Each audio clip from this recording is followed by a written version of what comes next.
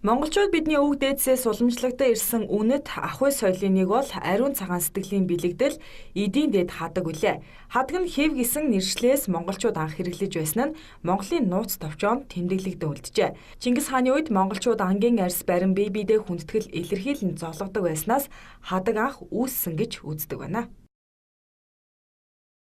Хадгийг бол тэнгэрийн эд гэж хэлдэг.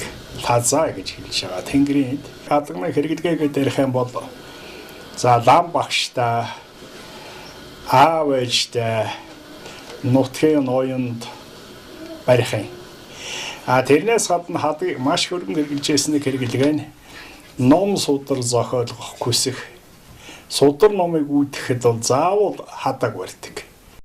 Эртний Монгол хадаг компани монголчуудын хадагны хэрэглээ, үүсэл хөгжил болон хэд дурсгал, утга агуулга зэрэг асар их судалгаа шинжилгээнд тулгуурлаж хамгийн сүүлийн үеийн дэвшилтэт технологи бүхий өндөр хүчин чадалтай тоног төхөөрөмжийг ашиглаж Монголдо хамгийн анх монгол хадаг үйлдвэрлэж байна.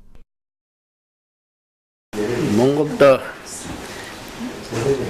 хадаг үйлдвэрлэж эхэлж байгаад баяртай байна.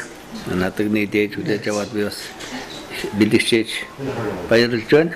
Энэ хадагны чинь үйлдвэрлэж байгаа үйлс чинь улам бат дэлгэрэх болтугай, улам сайн хийгээрээ. За тэгээ та бүхэнд амжилт хүсье.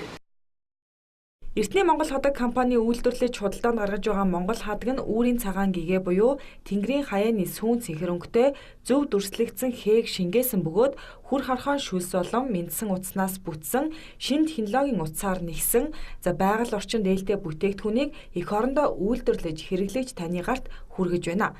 Монголчуудаа Монгол хадгаа хэрэглэхийг уриалж байна.